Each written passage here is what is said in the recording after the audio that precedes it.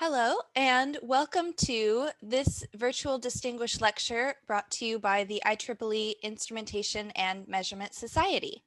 On behalf of IMS President Salvo Ballio and Distinguished Lecture Chair Kristen Donnell, I welcome you. Today's lecture is given by Dr. Yong Yan. He is a professor of electronic instrumentation and director of innovation at the School of Engineering at the University of Kent in the United Kingdom. His research interests include sensors, instrumentation, measurement, and condition monitoring. He has published 470 papers in journals and conference proceedings and was awarded the Achievement Medal by IEEE in 2003, Engineering Innovation Prize by the IET in 2006, and the Best Application Award by the IEEE Instrumentation and Measurement Society in 2017.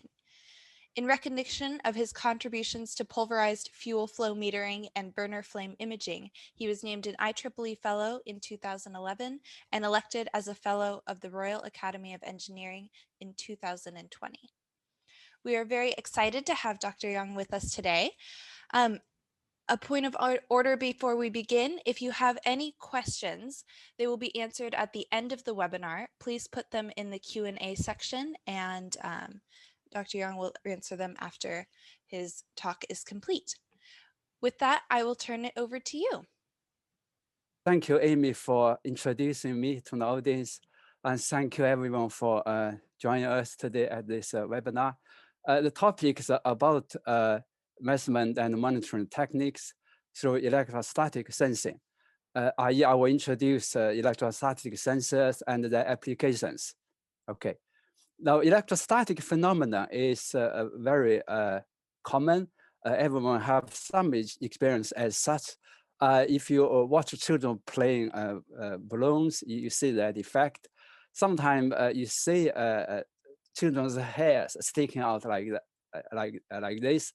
It's very common. Okay.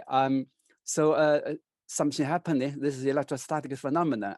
Many of us have experience with a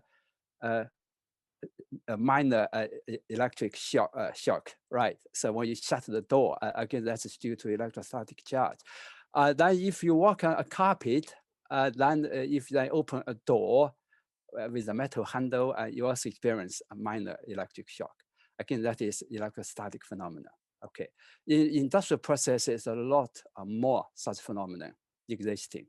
Okay. So when we use electrostatic sensors, then we often introduce a concept called electrostatic induction. So this is similar to electromagnetic effect. So when you have a charge like this, okay, just say a charge carries a quantity Q, you have electrical lines, okay. Then we put conductors in electric field. You will see the conductors initially no charge, okay. Then because now they suddenly appear in the electric field like this, you can see a negative charge is attracted towards the charge Q, and a positive charge move further away, okay. So this, in other words, you can see electrical charge cause the redistribution of the charges, electrons on the conductor. Okay, depending on the shape and the location and many other factors, you can see the distribution is quite different. Okay, now one the charge Q is changing with time. I mean the quantity. Also location also changes with time. So you can see the induced charge on the conductor will vary with time as well. Okay.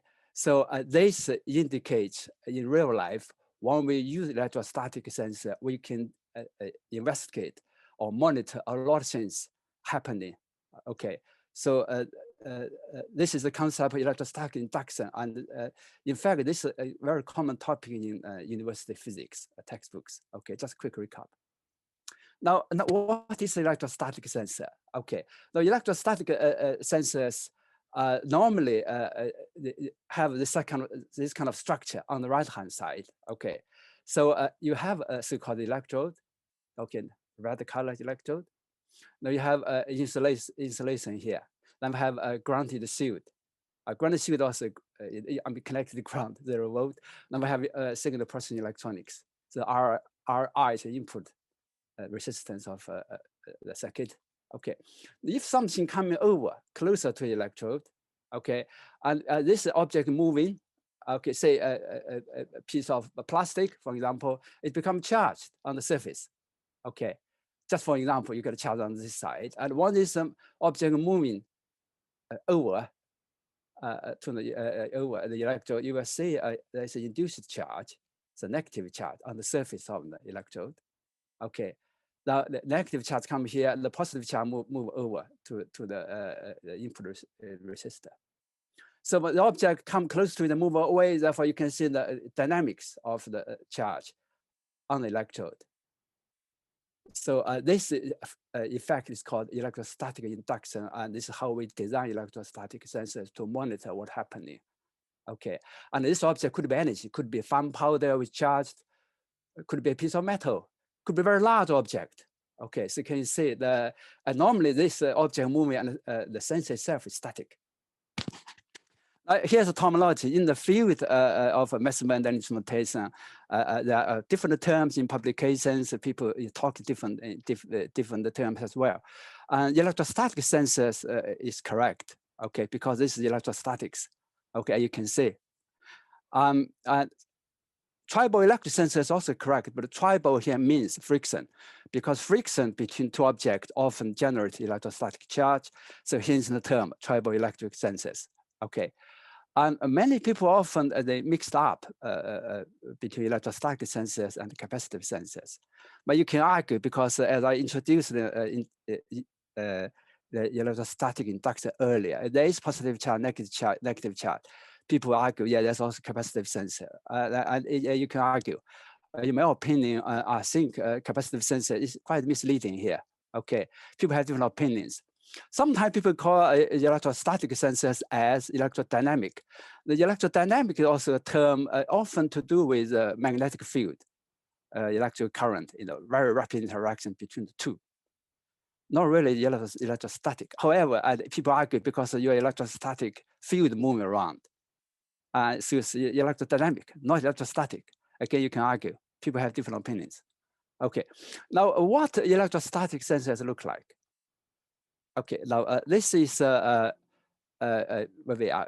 These are the electrons we use quite widely in to measure particles in a duct, in pipes. Okay, in a pipeline like this, often particles move around. Big vacuum cleaner system, that's moving, right? The industry uses similar technology to move materials. We call it bulk material from A to B. And the particle charge inside the duct like this. Now we use a circular electrode like this. Okay, this is called insulated electrode, the red one. Okay, or we can use so-called exposed electrode, i.e. the electrode can have contact with the particle inside the pipe. Okay, so we call it exposed electrode. They are circular. Sometimes we use we call arc, part of a segment of a circle. Okay, this is insulated and exposed.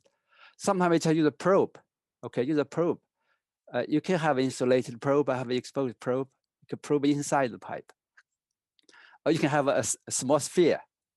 Okay, either way, insulated or exposed. So it depends on the application, depending on what you want. We can use different shapes and sizes of electrode. So these are the electrodes we have used ourselves over the years, okay, for a circular pipe, okay. Now, in some industrial process, you see square-shaped pipes. I know they're relatively rare, however, they do exist. So you could use a single, exposed a square electrode. Other is four straight lines connected together. It's one piece, one electrode.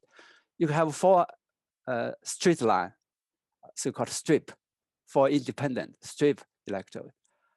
Or 3x4, they all same, are non-restrictive. Or you can put the strip electrode right in the middle of the pipe section. You can see as 3x3. Again, we use this for different purposes. For many applications, that you can have different electrostatic electrodes. For example, you can use a wire mesh electrode. Okay, there can be one piece, one electrode, electronically. Okay, or you can have independent wires if you insulate each wire. Okay, again, depend on what you want. Sometimes we use single wire to monitor what we want to know, or a small disk. Okay, or strip. I will say later, strip electrostatic sensors are widely used. Okay, so again, this is, you can see electrostatic sensors come in different shapes and different sizes. Depend on applications, depend what you want to monitor. Okay, so just a quick outline of what's happening regarding electrostatic sensors in the field of instrumentation and measurement. And a lot development work is going on in universities across the globe. Also, some industrial companies developing a range of commercial products as well. And electrostatic sensors, they are complementary to the sensors we know very well, such as the acoustic, capacitive, EM, microwave, and so on. We are not trying to say use electrostatic sensors to replace anything we know. That's not the purpose. But in some cases, electrostatic sensors perform better than existing ones. Okay, there are clear advantages of electrostatic sensor. They're very simple, very cheap. Okay, highly sensitive. Okay, in many cases, and wide applicability because electrostatic is everywhere. Okay, so you can perceive advantages easily. Like any other sensors, nothing's perfect. There are limitations. For example, if you increase moisture around the target you're trying to monitor, then it will be affected because the charge amplitude will be reduced. Okay, like any other electrical sensors, electrical interference can have impact on a signal to noise ratio. I will give you some examples which I know relatively well. So they are grouped in three like categories. First is flow. The flow can be a very small pipe, particle flow, could be very large duct. Okay, it could be fluidized bed. And again, the electrostatic sensors can be used to monitor speed. Okay, of any moving object, either linear motion or rotational motion. We can use it for vibration monitoring, or even for our application, even flame monitoring, aero engine monitoring. They're very different, entirely different applications, but the principles are very similar. Okay, let me introduce quickly this so-called polarized field flow metering. So polarized field means you can see the particles, they move in duct. Okay, by so-called pneumatic conveying air. Okay, and particles are charged because of the interactions between particles, particle wall impact, particle air friction, because that triboelectric effect. Okay, and now you understand this is fairly easy to follow. Now, how do we determine velocity of particles? Pretty easy to follow, again, the distance over time. We design the whole system, so we know the separation between two electrostatic sensors, L, for example, 50 millimeter. So then we can find out time, tau, for the particles to move from upstream to downstream. How do we do that? Because one particle's cloud move over upstream to downstream, you have two signals, as you can see. Each signal is entirely random, but there's a time delay between the two. No surprise, there's a time delay because the particles must move through upstream electrode first, then downstream. So there's a time delay between the two signals. Now, if you know anything about this signal processing, we can do cross correlation of these two signals. As a peak, the location of the peak is a time delay tau between the two signals. So once you know tau from this peak, you use that equation to work out the velocity of particles. Okay, this is very easy to follow. And then you say, okay, to measure quantity of mass flow, we call it mass flow rate. In other words, kilogram per second. We need to know density as well, not just velocity, also density. We call it beta m, okay, mass concentration. Now, how do you do that? Like, again, we can use the amplitude of signals. Okay, we know the amplitude signal is related to the mass concentration, but that's a very complex relationship. So sorry, time is limited. I can't go into depth here. But once we know the velocity and mass concentration, plus cross-section times cross-sectional area, you end up mass flow rate, QM. So this is the primary interest of many industrial processes. Now, based on this, we have developed the electrostatic system to monitor pulverized coal or biomass flow parameters. Okay, and in this mill, this is pulverized mill. We use such a device to ground particles into fine powder. Okay, and the fine powder is numerically conveyed towards a furnace. You have a burner and flame, and you have steam and electricity. Now, in the pipes here, as particle flow, coal or biomass particles, we need to monitor mass flow rate and velocity and the concentration in this pipe. The pipe very big. You talk about at least 500 millimeter or 1 meter, depending on the size of the power plant. So again, you can see we use a circular electrode here to monitor these parameters. The important factor here in this application is to monitor the balance of field balance between the pipes. It's 1 mill supplying 5 pipes.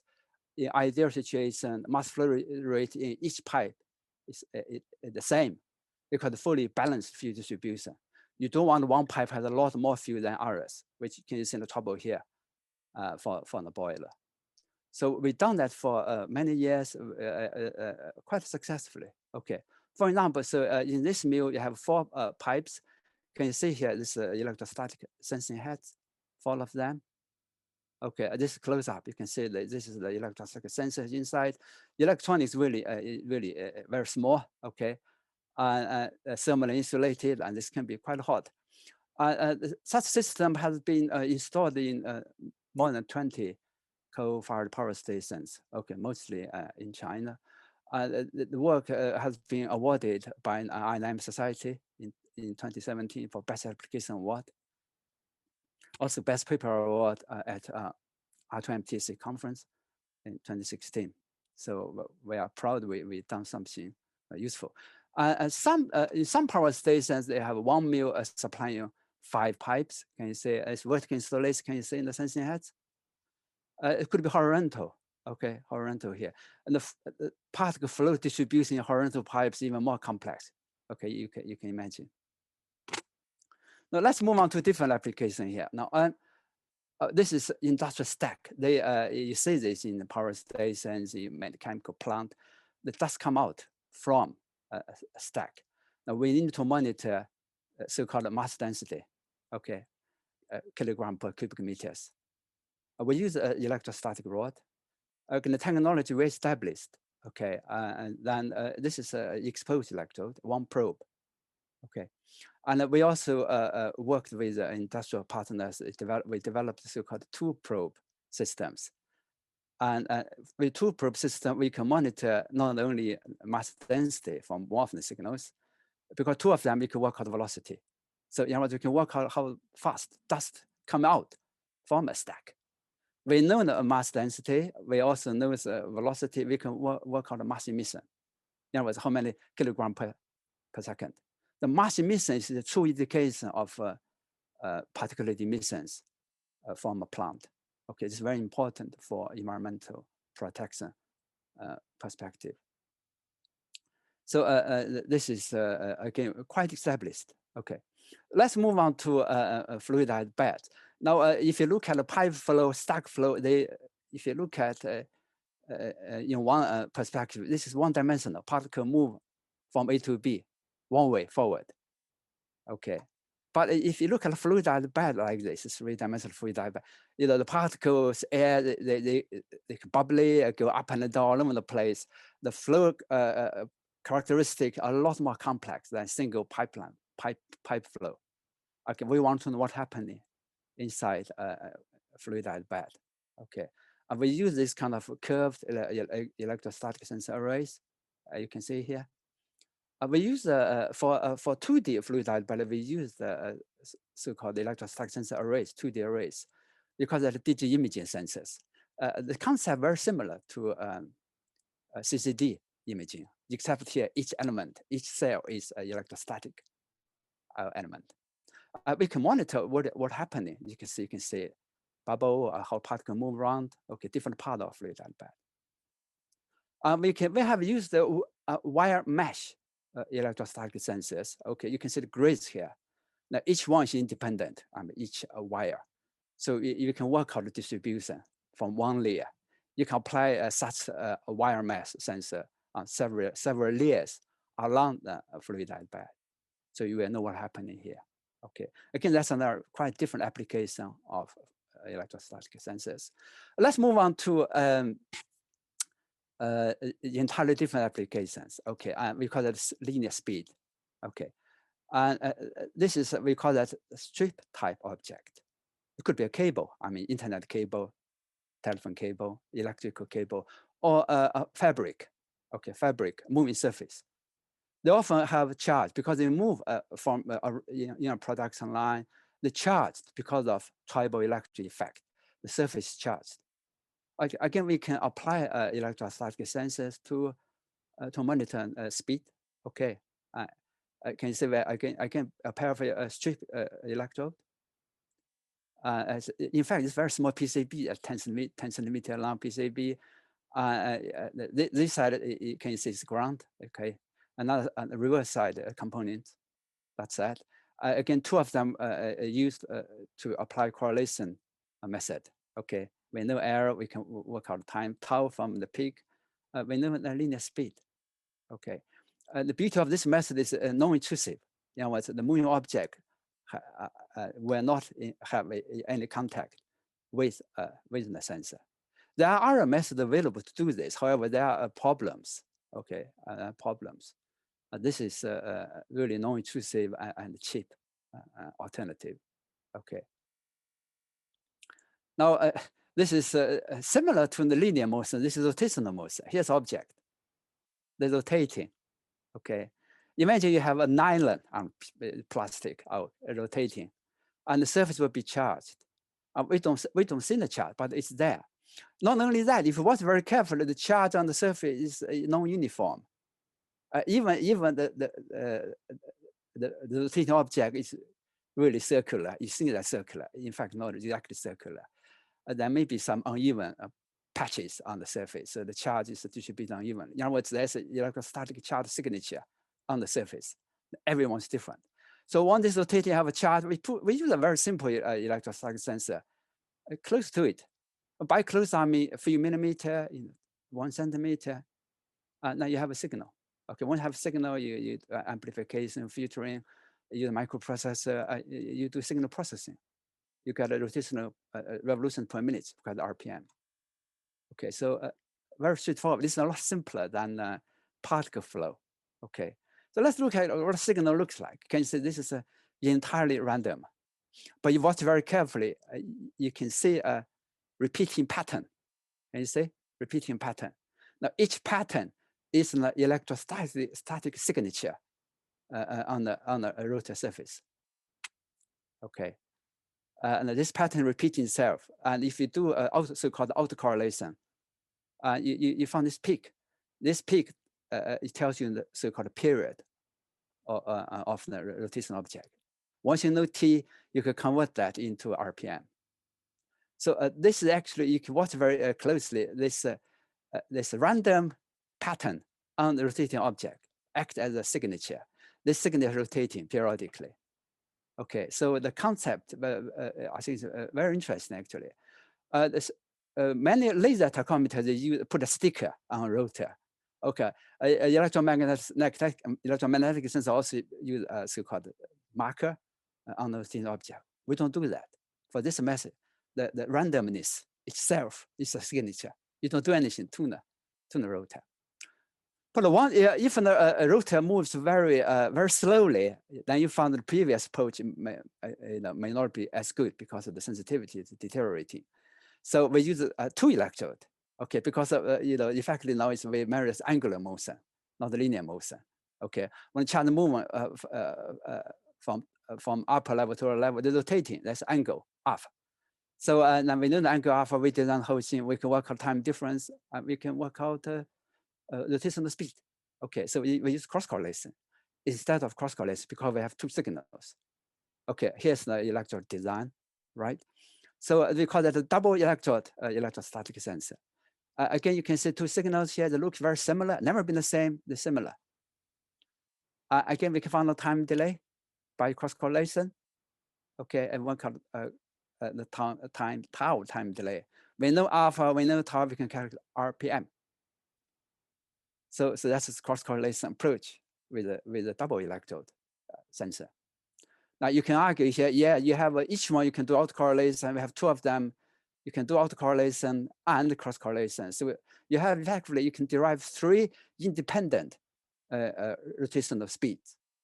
Okay, for each one you have a autocorrelation method, derived RPM. Okay, got two of them.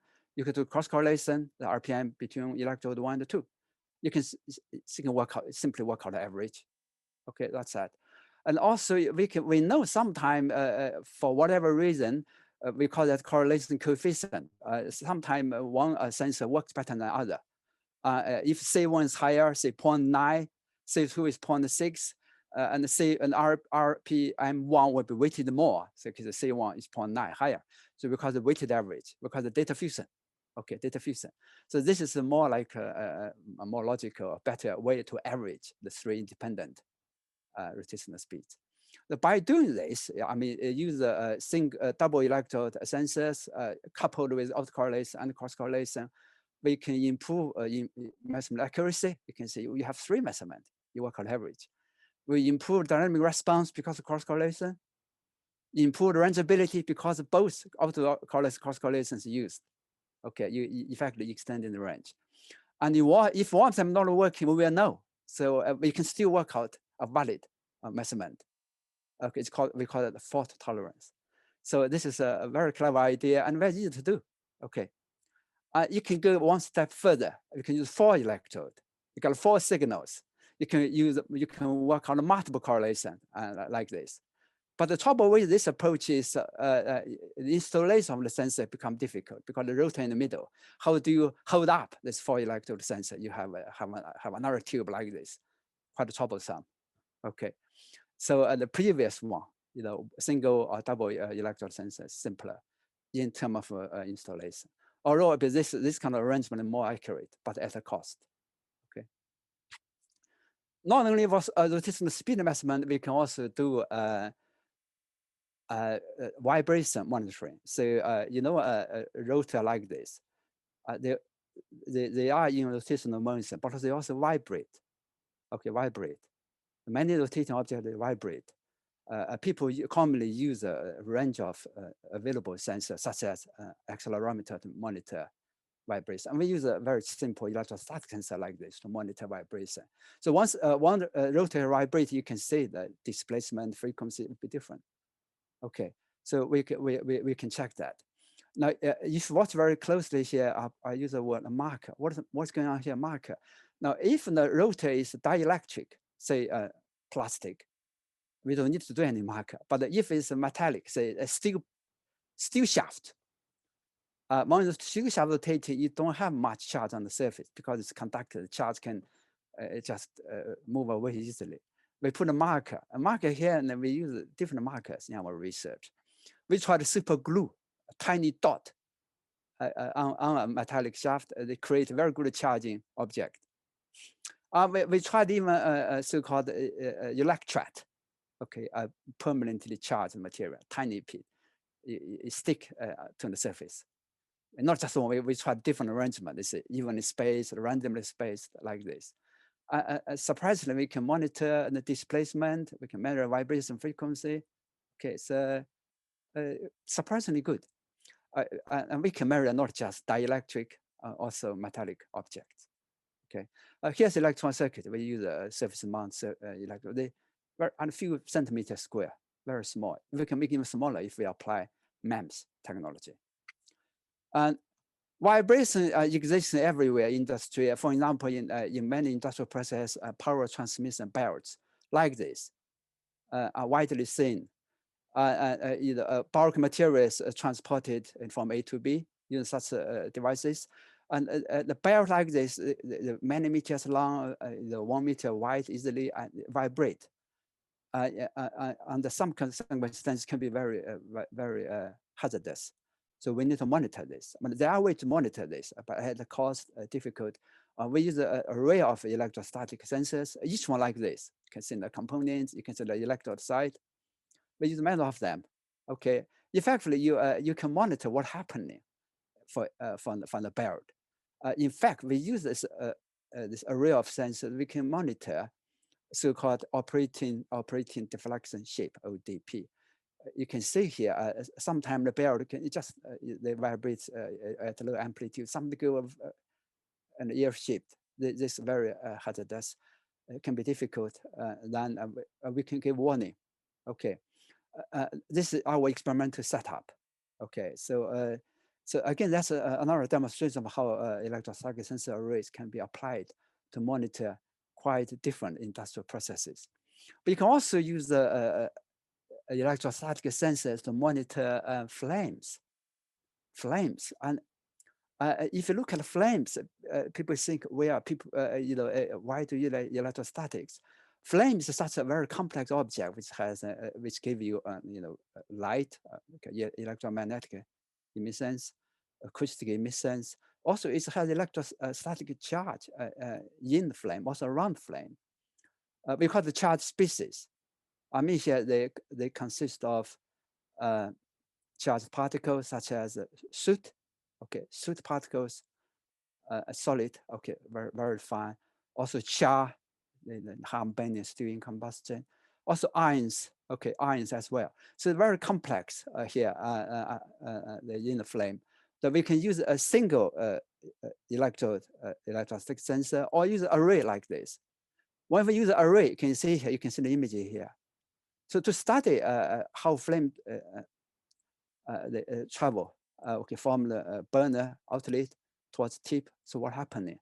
So we command this is actual physical electrostatic sensor and electronics setup, and we also use optical imaging methods to provide reference data. You can see here 5 images here under different combustion conditions. They're different. They oscillate. We call it diffusion flame, and then what happening here is we can use electrostatic sensor array to monitor so-called boundary of the flame. We can see the boundary here, okay, by processing the electrostatic signals. Okay, so and once we have the signal, you do a lot of clever signal processing. Can you see? We can actually measure the height of flame. We measure where it is, the boundary of the flame from the array. So that's that. Can you see here? You can see the leaning flame.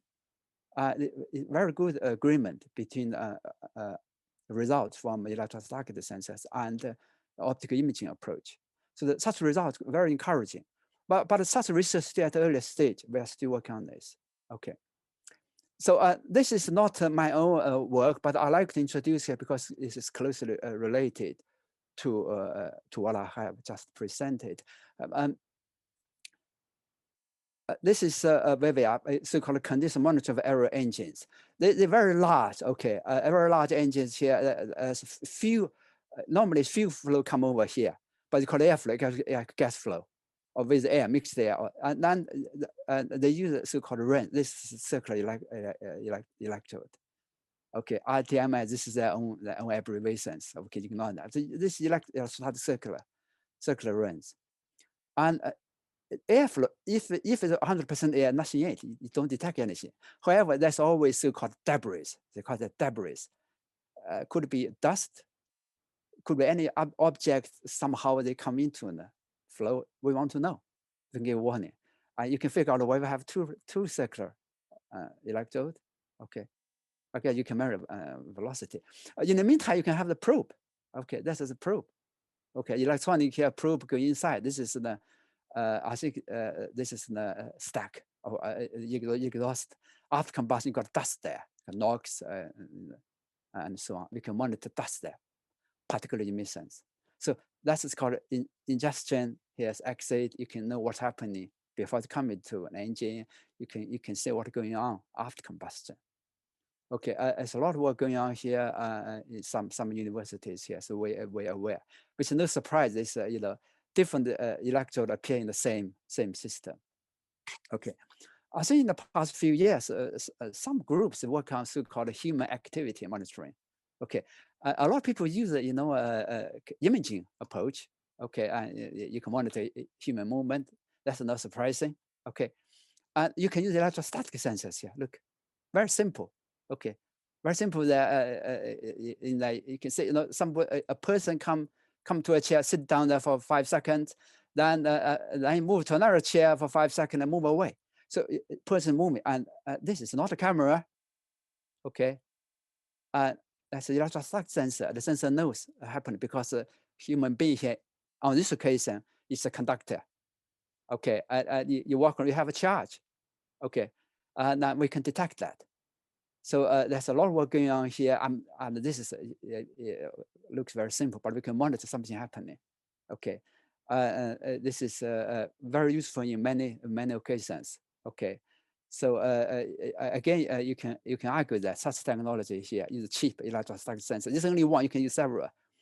If you monitor human activities, this is complementary to CCTV-based technology. Okay. My team, under my supervisor, have conducted a substantial review of electrostatic sensors. I put a table here. I call that state of the art. Okay, state of art. So on the left, you can see different applications. They're all based on electrostatic sensors. They use some use circular electrode, some use a simple rod, a probe, some use arc-shaped, some use a wire mesh for different applications. Okay, they grouped. And people have used such sensors to measure a diverse range of variables. Some are flow, some are mechanical, some are human activities, some even wear. I have no time to introduce this. Mechanical wear, you can measure wear of a mechanical system. So very interesting. Okay, but for different applications, the technology, although all the same sensor, but it's different because you got signal processing, installation, mechanical, electrical, and all sorts of things you need to consider. So how do you quantify, the so-called technology readiness level? So how do you, we use TRS. This concept widely used in many other sectors. So the highest is TRL9. That means you have an established commercial product. It's used in industry, okay, for some years. For example, particle velocity measurement based on electrostatic sensor. It's very advanced. Okay, for mass concentrations, 7 in our opinion. So they are still way to develop, but they are commercial products around for some years. Particularly the emission again for around for quite some years, but still problems. Okay, for mass emission measurement. But the mass density be around for many decades in many countries. Okay, that's a TRM9.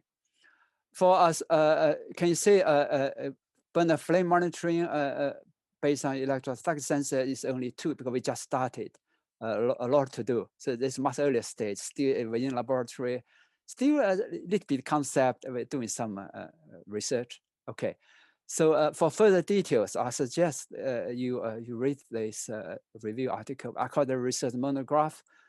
A lot of people worked with me, although I'm the first of the, but people, my team helped me. Some are listed here, some even not listed. They are the heroes behind closed doors. Okay, if you are interested in some details of the applications I have introduced, please refer to this review article. And if you're interested in the electronic circuits, okay, I can refer. I recommend to refer to this. Okay.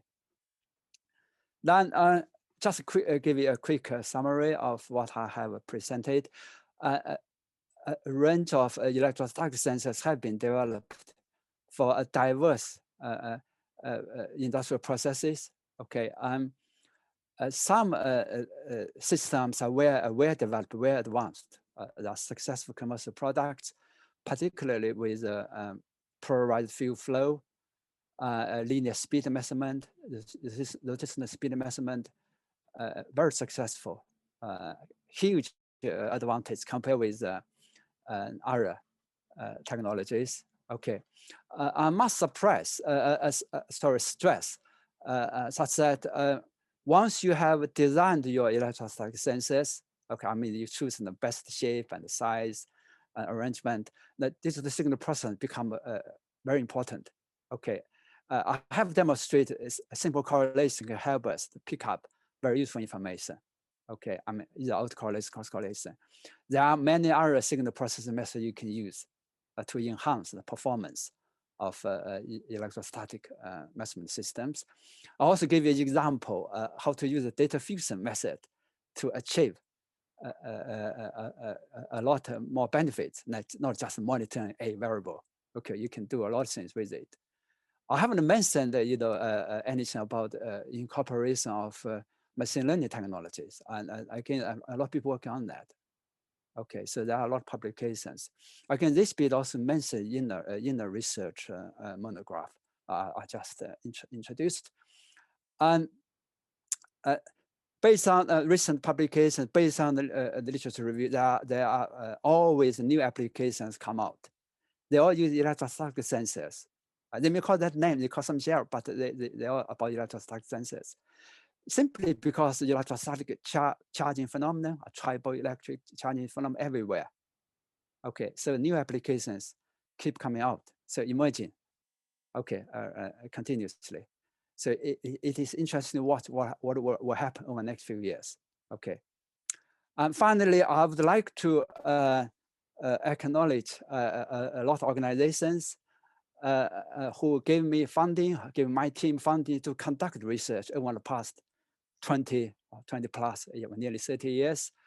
Some funding bodies in the UK, in China, some industrial organizations. I must say a big thank you to my partners in China. They offered significant support in manpower and in facilities as well.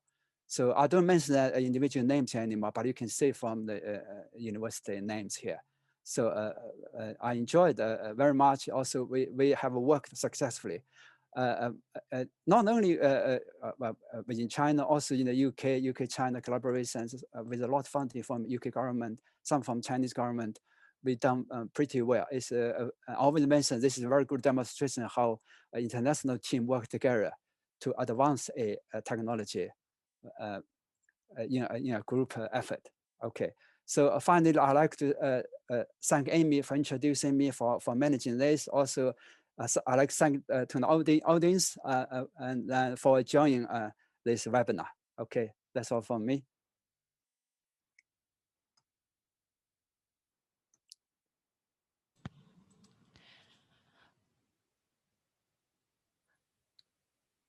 Are you able to see the Q&A section, Dr. Yang? Yeah, I think so. Just me if I can.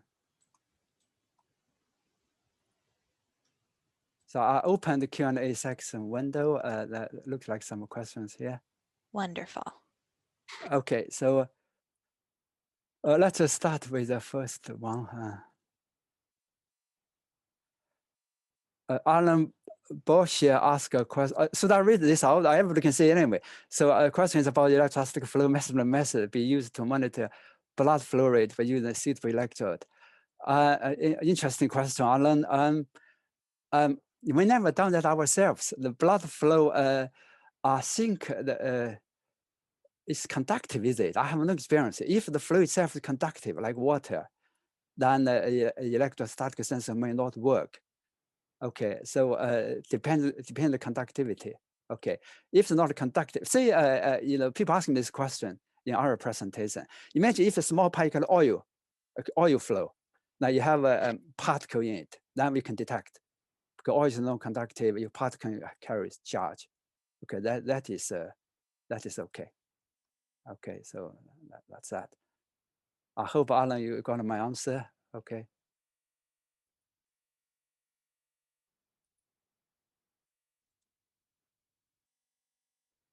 Next question. I think everyone can see.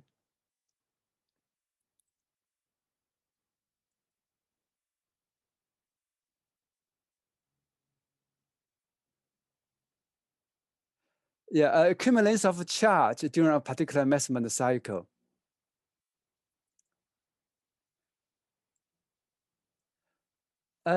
Yes or no, it depends what variable we're trying to measure. Now, if we're trying to measure, say, velocity, if the charge amplitude has increased, That's not the issue because the velocity measurement is to do with time difference between the signals. So amplitude is not the issue. However, if you're trying to measure concentration, okay, then the absolute charge on the object from the process can be an issue. That can be detected. They can be detected. But the question is, how do you relate the signal we get to an absolute charge? This can be very difficult unless you know the distance, you know all other environmental conditions. You may have some experience or a mathematical model to produce a relationship between the electrostatic sensor signal and the charge you try to detect. Okay.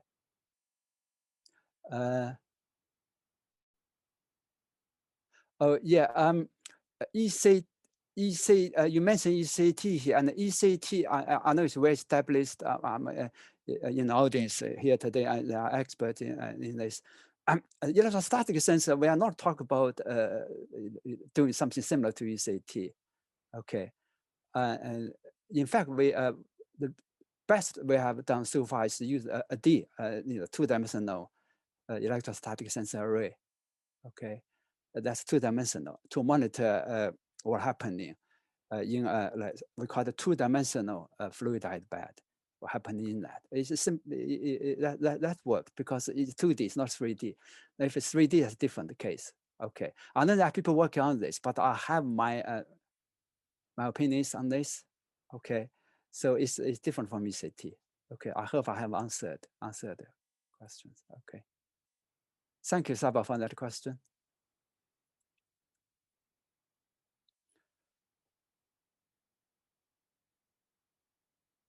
Next 3 questions. Is the electrostatic sensor similar to so-called potential sensors? Yes, I think to some extent. It depends on electronics. Depend what you want. Depend on electronics. Depend on what you're trying to monitor here.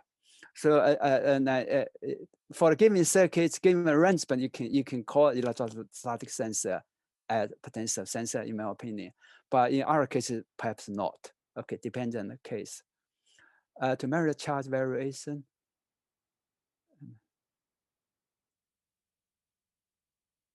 Are the circuits commercially available? Not really. Yeah, we never publish a circuit the circuit because the truth is if you are competent electronic engineer, it's easily done. Okay, easily done. I recommend you to refer to the research monograph I mentioned earlier. Some circuit in that. Okay. Also, we give you some references you can refer to. So you should have no problem to design your own circuits for electrostatic sensors. Okay. If you can't do it, I know you do different research. If you can't do a circuit, you ask somebody who is good at electronic circuits. Okay, so that's that. Next question.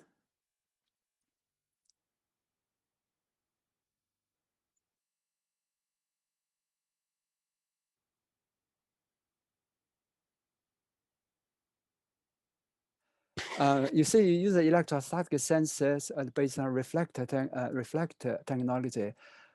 Sorry, I don't know this. I'm not surprised you use electrostatic sensor, but for I'm not quite sure what problem you're trying to resolve, and I'm not quite sure there is a existing product on the market for you to use directly.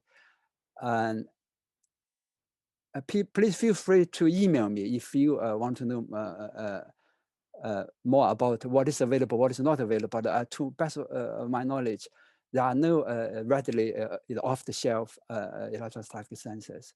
You can make yourself. Okay, we made all sensor, all our research sensor in our labs. Okay, so it's doable.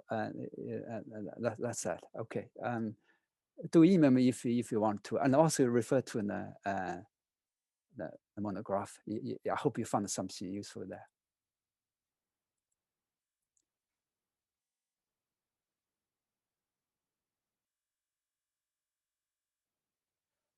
Next question is what's the best approach to apply electrostatic sensing for biopotential measurement.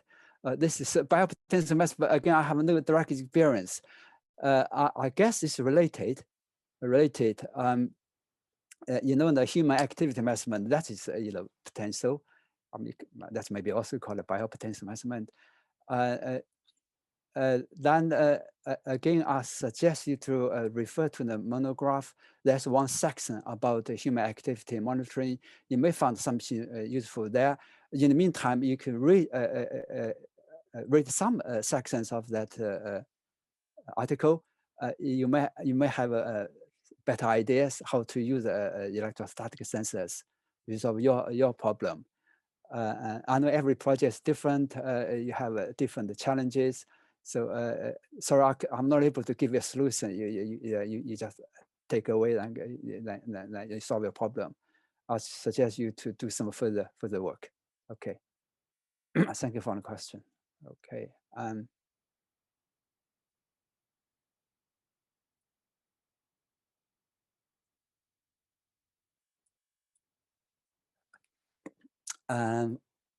Have my team ever worked on measuring the charge of bees? Oh, that's interesting. I didn't know bees can have charge. That's interesting, and that's also a very good indication of another potential application. So that's to track movement of bees. Yeah, why not? It's doable. We haven't done that, but I think certainly this is a good potential new application. If any younger researcher looking for a PhD project, master project, why not? Yes, give a go. Sorry, my team haven't done that.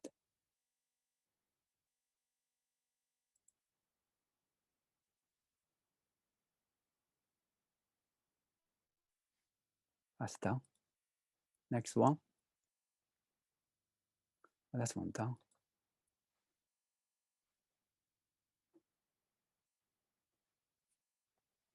Has any study been made of the movement sensing over different surfaces as a way of characterizing surface type?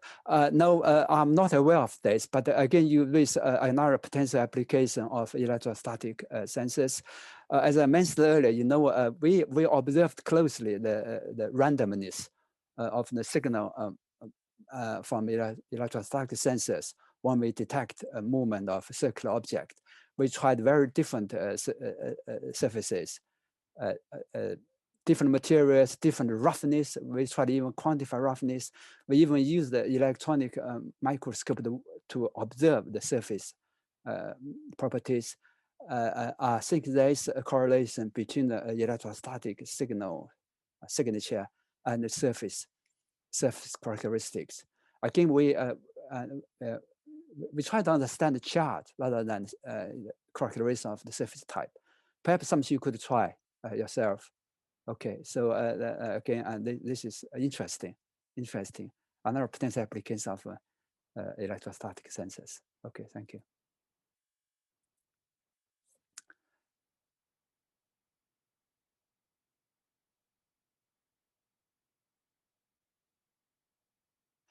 Yes, good question, Fasel. And mass electrostatic sensors, you can see they straight wires across the fluidized bed or pipelines. They restrictive because the particle can impact with the wire. So for that reason, electrostatic sensors based on wire electrode, they only good for research. In other words, you can run your experiments over a short period of time. Okay, then you can do a lot of analysis. You got the signals. The beauty of a wire mesh sensor is that the sensor, you create some kind of roughly uniform sensing volume. Okay, include the center of the pipe on the duct.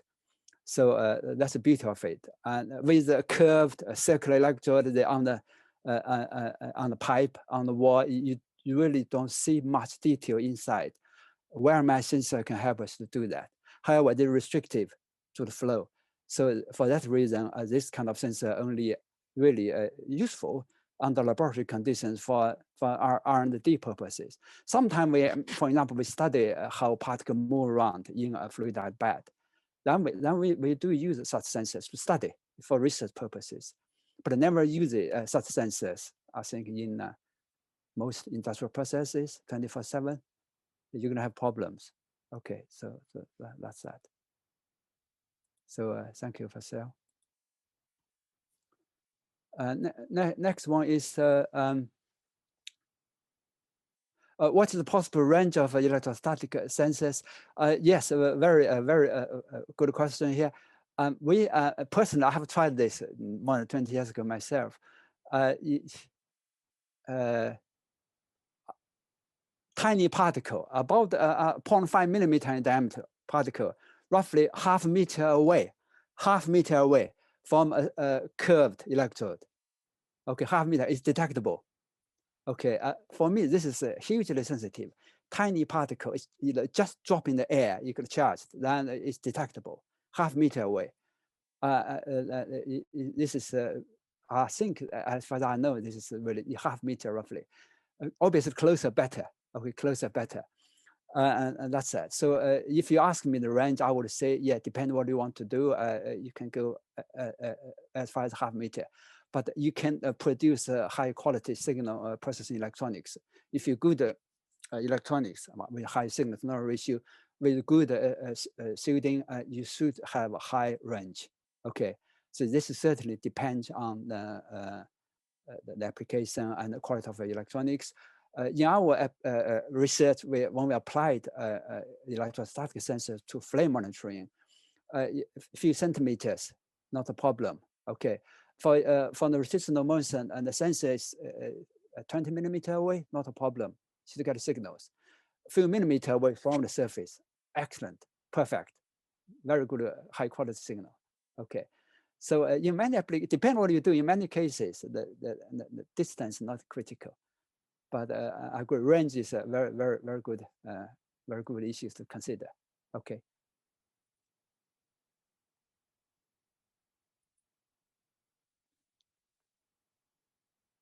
Could you share experience with the reproducibility of the sensor? Can they change the humidity level and environment? Again, this is a very valid question. Regarding reproducibility, I think our own experience is that for velocity measurement, we have actually measured repeatability. You talk about less than 2%. Okay, reproduce for different rigs. I mean the same system, different rig in different countries, different setups, different temperature, humidity environment. Yes, that's definitely within 2%. I think that should be similar to what you mean reproducibility. Okay, that's for velocity. However, for mass concentration, mass density, because it depends on environmental conditions. You say humidity.